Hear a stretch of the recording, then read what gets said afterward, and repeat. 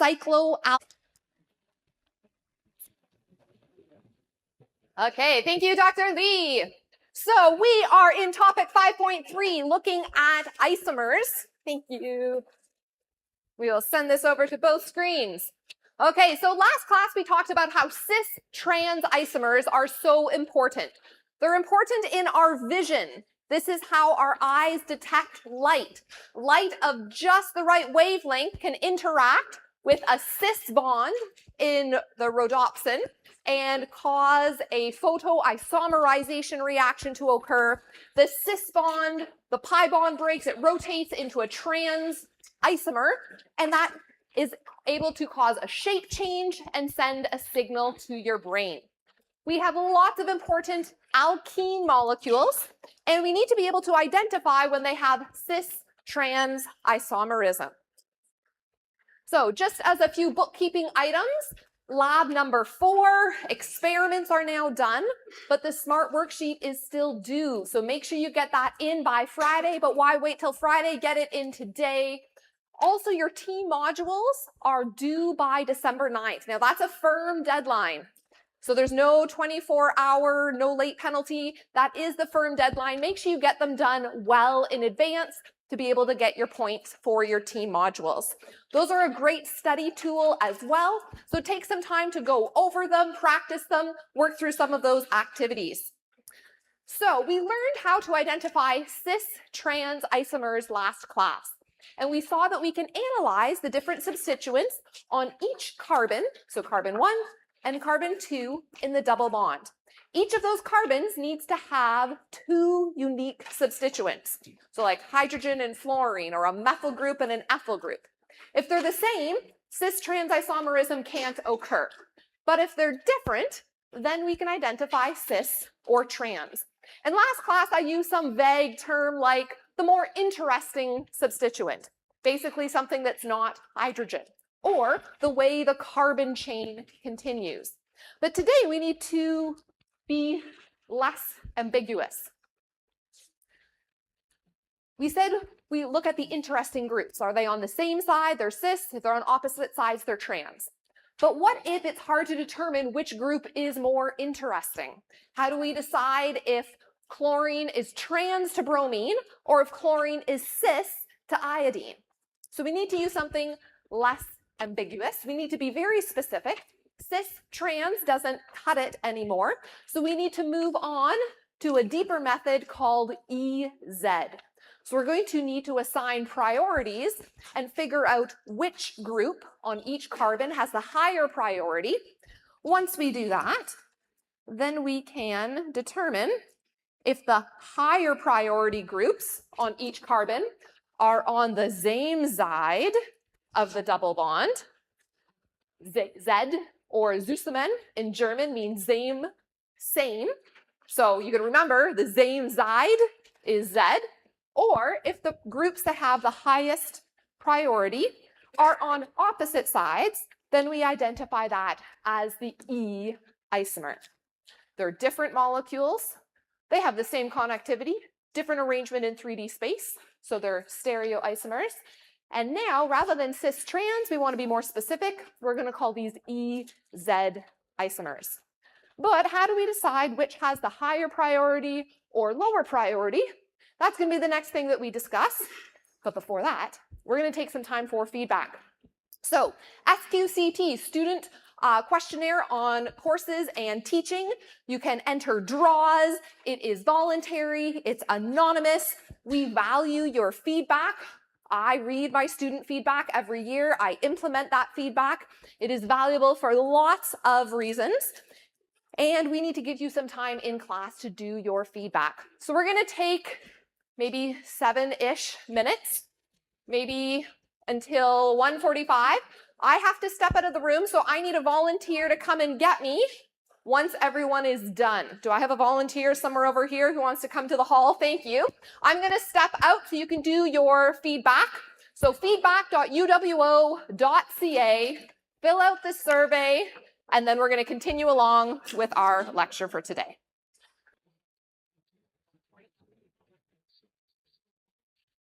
Okay, thank you. And we will get back to it. So thank you for sharing your feedback, and I hope you have enjoyed the course. Let's move along here. Okay, so if we have some ambiguity, we don't know which is cis to which or which is trans to which, then we need to assign a priority value and talk about the higher and lower priorities. If the higher priority groups are on the same side or the same side, it's Z. If they're on opposite sides, then we identify that as E. So how do we assign priorities? There are 3 rules we're going to walk through. They apply to EZ isomers. These rules apply to chirality in topic 5.4. So once we have these rules down, they apply in this chapter and in the next topic. So rule number 1. First thing we're going to do is compare the atoms that are directly bonded to each carbon. The 3 rules are very, very simple, but they have to be applied in just the right way to get the correct designation. So we're going to start with the carbon on the right. The carbon on the right is directly connected and bonded to a fluorine and to a hydrogen. So we're going to look at hydrogen versus fluorine, and we're simply going to compare the atomic number. So hydrogen has an atomic number of 1. Fluorine, if you look at your periodic table, back page of your workbook, fluorine has an atomic number of 9. Obviously, 9 is larger than 1, therefore fluorine has the higher priority. On the left-hand side, we're going to compare chlorine to carbon, which are the 2 atoms that are directly bonded to the carbon in the double bond. Chlorine has an atomic number of 17. Carbon has an atomic number of 6. Obviously, chlorine has the higher atomic number, and so chlorine is given the priority. Then we look to see which locations the higher priority groups are in. Are they on the same side or the opposite side? So we're going to do a hands up. Is it a Z or an E isomer? Hands up for Z. Hands up for E, and E is the correct answer. They are on opposite sides of that double bond, so this is an E isomer. So rule number 1 is nice and easy. Simply look at the atom that is directly attached, look up its atomic number, higher atomic number wins. Rule number 2, what if the atoms that are bonded to the carbon in the double bond are the same? What if there's a tie? Well, then we have to go to rule number 2. If the atoms match, so for example, carbon 2 in this carbon-carbon double bond is attached to a carbon and a carbon. We can't make a decision based on that. So what we're going to do is come up with a tiebreaker. So rule 2 is we make 2 lists. We're going to see what each of those atoms that are directly bonded to the carbon in the double bond, what are they bonded to? We're going to make a list of the 3 atoms that they're bonded to. And to make our life easier, life is hard enough, make it easy on yourself, write these lists in decreasing atomic number order. So start with the biggest atomic number and work your way down. So I'm going to start with the carbon on the top. It's connected to a carbon, a hydrogen, and a hydrogen. So I can make my ordered list that way, listing carbon first because it has the higher atomic number. This also means that we can read that molecular formula and realize that the carbon is connected to a carbon, a hydrogen, and a hydrogen. And then I'm going to go to the bottom carbon. What is it connected to? A carbon, a hydrogen, and a hydrogen. I compare these lists and I look for the first difference. And of course, these lists are the same. So then I have to continue on the carbon chain. So going to my top list, that carbon is connected to a carbon, a hydrogen, and a hydrogen. And the next bottom on the next atom on the bottom is carbon, hydrogen, and hydrogen. And those lists match again. So we have to keep going. So I'm going to go back up to my top list. The next carbon is connected to a fluorine, and a fluorine, while the next carbon on the bottom is connected to a carbon, a hydrogen, and a hydrogen. And right here, I see my very first difference. I see fluorine on the top, and I see carbon on the bottom substituent.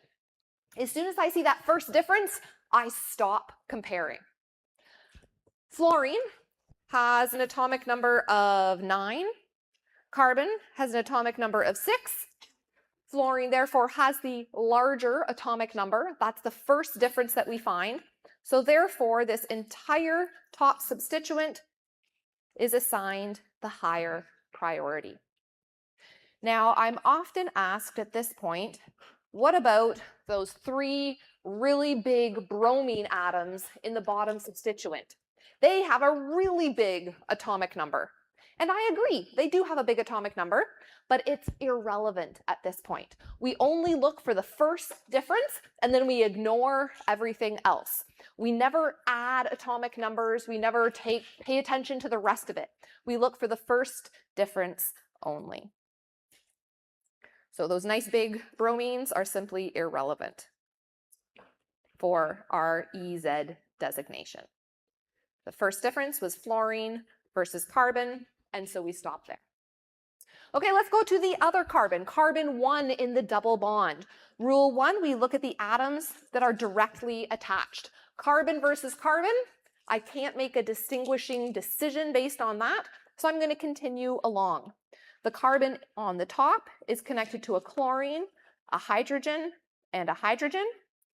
The carbon on the bottom is connected to an oxygen, a carbon, and a hydrogen. And I'm going to put those in order of atomic number, largest to smallest. So O, C, H.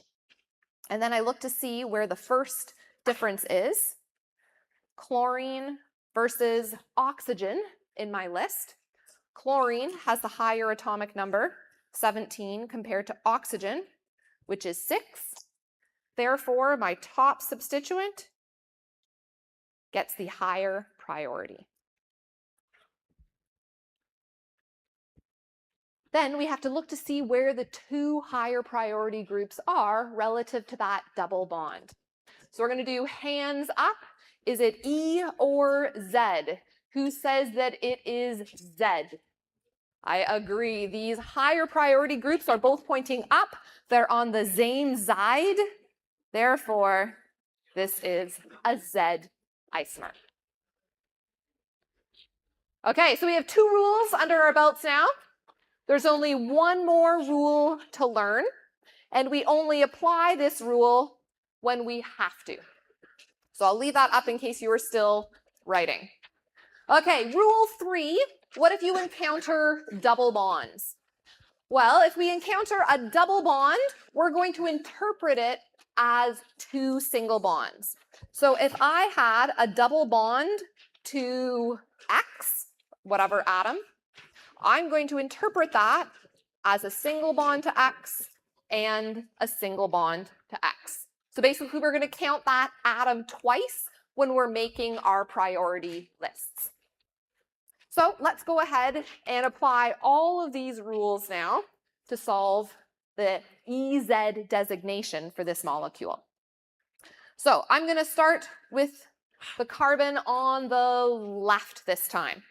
So the carbon on the left is attached to a carbon and a carbon. Rule 1, look at the atoms directly attached. Well, they're both carbon. So I'm going to go on to rule number 2. What are those atoms attached to? Well, the top carbon is attached to, we'll change markers here, an oxygen, and a carbon. It has a double bond to oxygen, so we're going to write oxygen twice in that list. The top carbon is only attached to 2 different things, oxygen double bond and a carbon single bond. That oxygen double bond will count as oxygen and oxygen. So O, O, and C. The bottom carbon is attached to an oxygen. And oxygen, and because it's a double bond, we're going to list that as 2 oxygens. Same atomic number, so it's just OOO for its list. And then we look to see where the first difference is. O and O match. First atoms are the same. Second atoms are the same. The first difference that we see is in the third atom location. So we have an atomic number of 6 for carbon on the top and an atomic number of 8 for oxygen on the bottom. 8 is bigger than 6. Therefore, this whole bottom group gets the higher priority. And then we can assign higher priority on the right-hand side. So I see a carbon atom to the top substituent and a carbon atom to the bottom substituent. Rule 1 isn't sufficient. I'm going to go to rule 2, see what those carbons are attached to. The top carbon has a double bond to oxygen, so I'm going to say O, O, and then an H. That's how I make that priority list. And then the bottom carbon has a double bond to carbon and a single bond to carbon. So the double bond is C, C, and the single bond is C. We look for that first difference, and that happens in the first item in both of the lists. We have oxygen versus carbon. Oxygen has an atomic number of 8, carbon 6. 8 is obviously bigger, so the entire top substituent is given the higher priority. And then we have to look to see where these higher priority groups are. We can see they are on opposite sides, and so this is an E isomer. So rule 3 is called the phantom rule. It's like we imagine there's a second oxygen or second carbon added, even though there's one, but it's intuitively easy to learn. So you need to know these 3 rules and you need to be able to apply these 3 rules, but they're fairly intuitive. Just make sure you don't make the mistake of pulling out your calculator and adding atomic numbers. We're not adding anything, we're only comparing the first difference. Okay, so let's move on to an example now. We're going to start with a molecule on the left, and we're going to assign E or Z to this carbon-carbon double bond. So I'm going to start with carbon 1 on the left-hand side. Rule 1 tells me to see what's directly attached to that carbon atom. It's a carbon up and a carbon down. That's not helping me out. So then I'm going to need to make my lists. The top carbon is connected to a bromine, a hydrogen, and a hydrogen. If it helps to draw it out, you can do that to see what's connected to what. The bottom carbon is connected to a carbon, a hydrogen, and a hydrogen. And again, if we were to draw that one out, it would look like C, H, H, and then that CH3. We look to see where the first difference happens here. Bromine compared to carbon. Bromine definitely has the higher atomic number, and so the group with the bromine, that first difference, is given higher priority.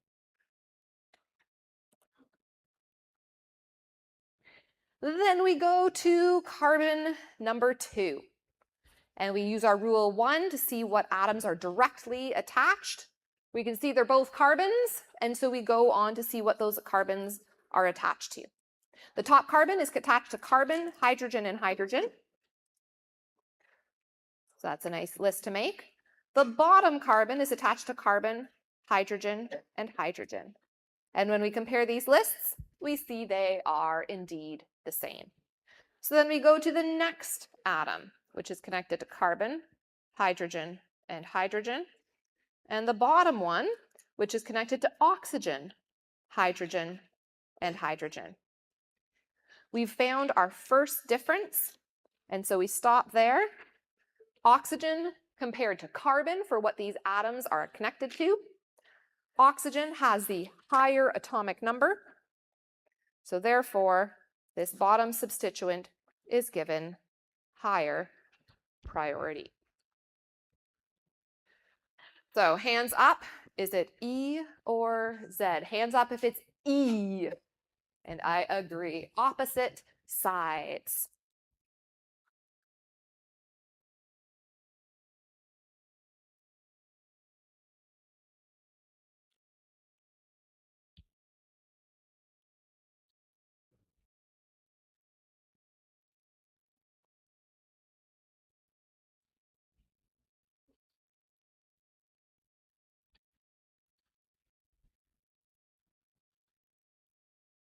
Okay, we're going to move on to this next one now, the one on the right-hand side.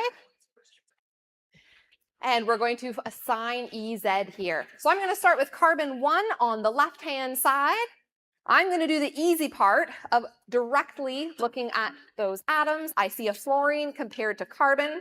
Fluorine definitely has the higher atomic number, 9 compared to 6. So therefore, fluorine is given the higher priority. I'm going to leave that up on one slide because we have our first iClicker question. Which substituent on the right carbon, so carbon 2 over here, has the higher priority? And then assign E or Z to this entire molecule. So work with the person beside you and submit your answer.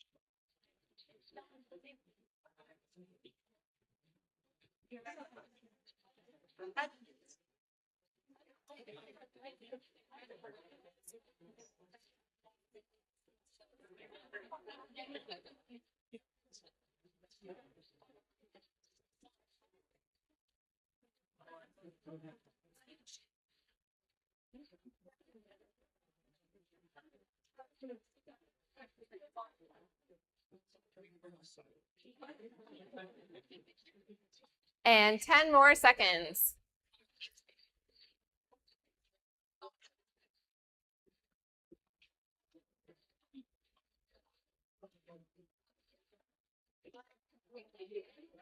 And 3, 2, and 1. Okay, most people went for D, and I agree, but we're only at 3/4 there. So let's chat about this briefly. Carbon 2 is attached to a carbon and a carbon, so we need to go ahead and make our lists. Carbon on the top is connected to carbon, hydrogen, and hydrogen. Carbon on the bottom is connected to chlorine, hydrogen, and hydrogen. The first difference is what we pay attention to here. Carbon versus chlorine. So the bottom group is given higher priority. Again, don't get distracted by those large bromines. We can see the higher priority groups are on the same side, so it is a Z designation. Okay, I'm going to back up for just 1 minute because I wanted to mention one more thing up here. When we're writing out the substituents, if you see, sometimes it's been drawn out for you here, but sometimes you have to interpret that molecular formula, like CH2, CH2, CH3, or COOH. If you see COOH, that tells you it's a carboxylic acid. And you need to know how to draw that out. C with a double bond to O, and then a bond to OH. So if you recognize that, then you'll recognize your carboxylic acids or your aldehydes and know how to draw those double and single bonds so you can apply your phantom rule properly. Okay, so we have assigned E and Z to molecules that only have one carbon-carbon double bond with stereoisomerism. But of course, we could have a molecule that has E multiple sites for EZ.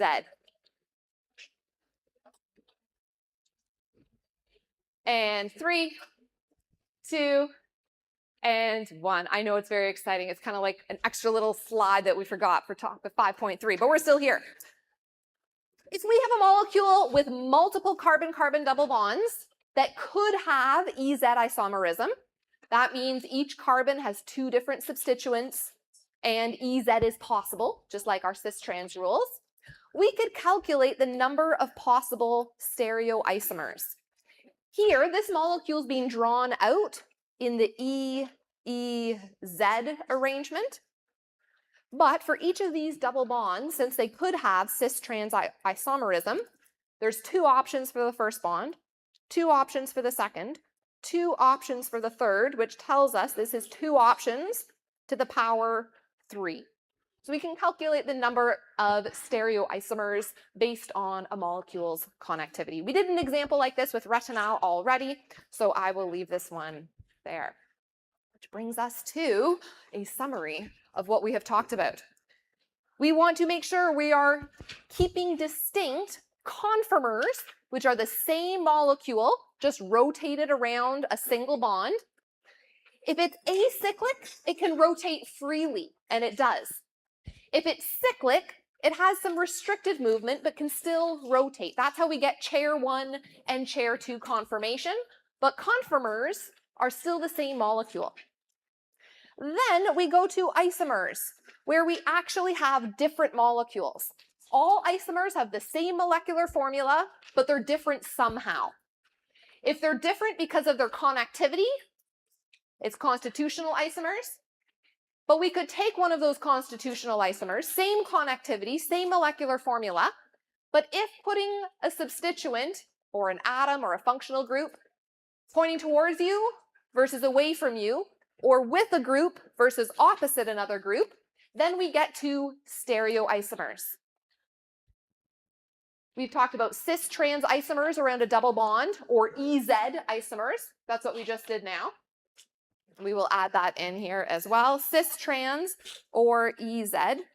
We've talked about cis-trans around a cyclic structure.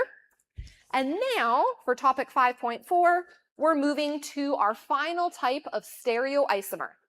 Stereoisomers have the same molecular formula, the same connectivity, but they're different in 3-dimensional space, and we're going to see they're different because of their arrangement around a carbon atom.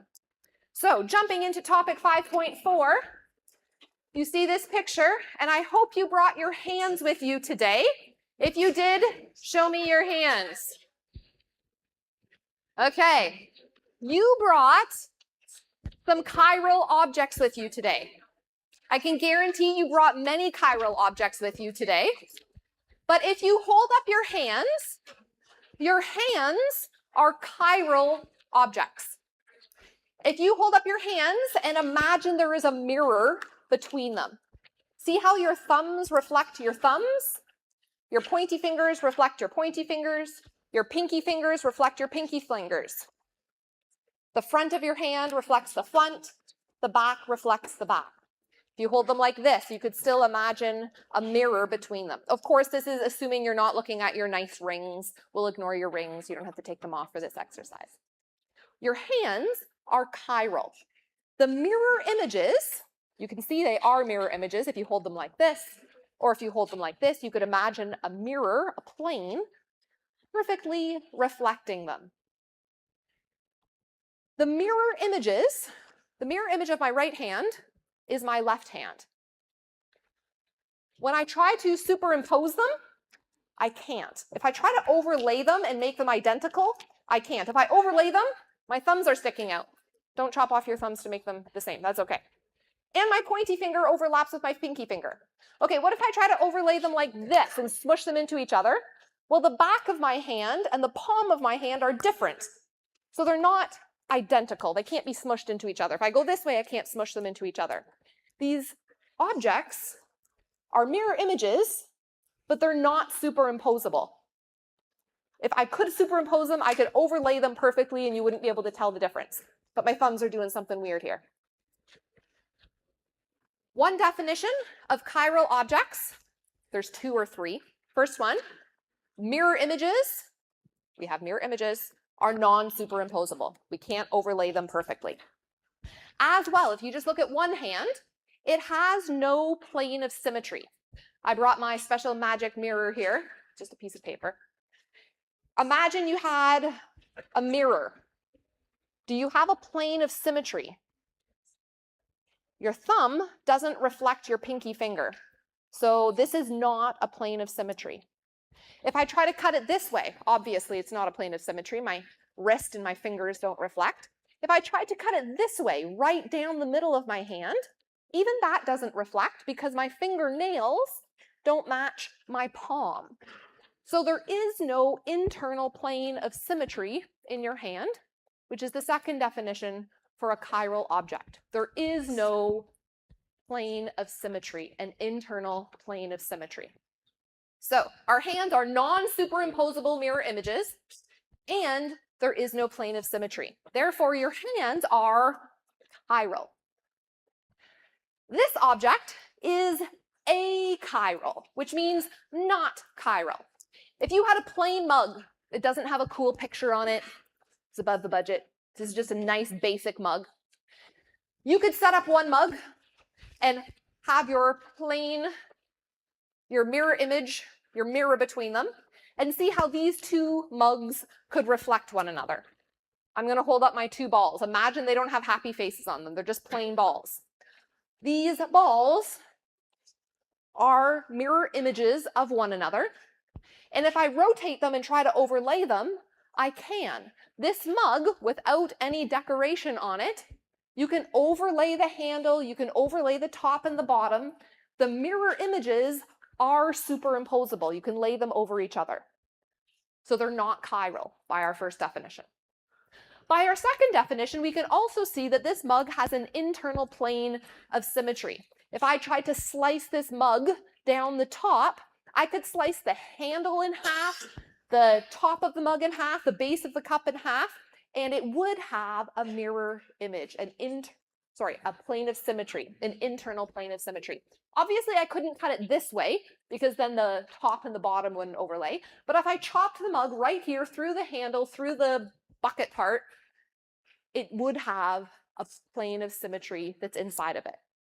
So this object is achiral, not chiral. The mirror images are superimposable, and it does have a plane of symmetry. So chat with the person beside you, apply those two definitions. How many of these objects are chiral?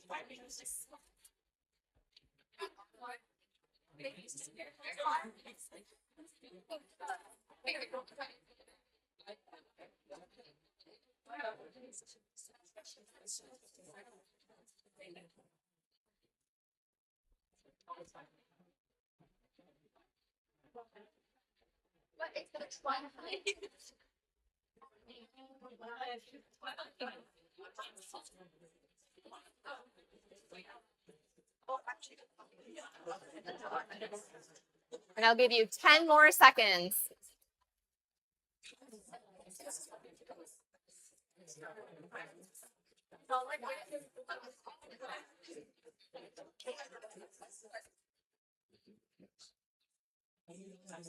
And 3, 2, and 1.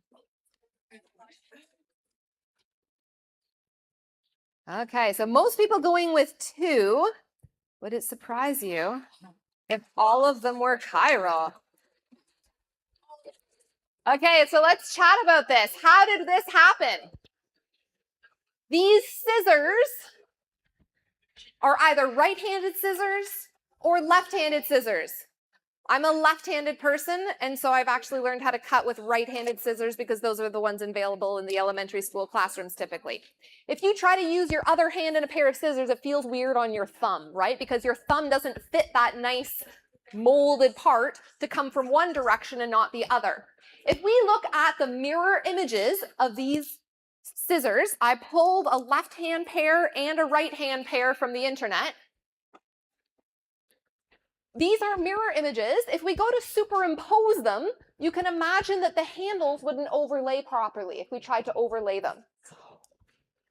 You can also see that they also have if you flipped one the other way, then the top wouldn't overlay with the bottom. If you try to find an internal plane of symmetry, you're not going to be able to do that. If you try to cut it here, obviously no. If you tried to cut it here, still the thick and the thin parts don't overlay. So this is chiral. Your boots, your shoes, they are chiral. Your hands are chiral, your feet are chiral, so you're more comfortable when you wear chiral objects as well. Who likes wearing their right shoe on their left foot? Some people do, and that's great, and lots of kindergarten kids do too. They have enough other problems to deal with, right? But it feels weirder because your big toe doesn't have enough room compared to your little baby toes, right? They are chiral objects. If you look at your cell phone and try to find an internal plane of symmetry, you chop it down the center, it almost looks like you could, except you have a camera on one side, at least my version does, and not on the other side. If I chopped it this way, the camera's on one side and not the other side. If I chopped it this way, you get a cute picture of my family versus my case. It does not have an internal plane of symmetry either. And then probably the one that's most tricky is this facile pasta. This facile pasta is like DNA. It's a helix. And you have right-handed helices that spiral going up a staircase like this way, or you have left-handed helices that spiral going up the other way. And if you see a picture of someone drawing DNA, the one on the right is a right-handed helix. That's correct. That's what's in your body right now. If you have the other one, that doesn't exist inside your body. That's not actually DNA.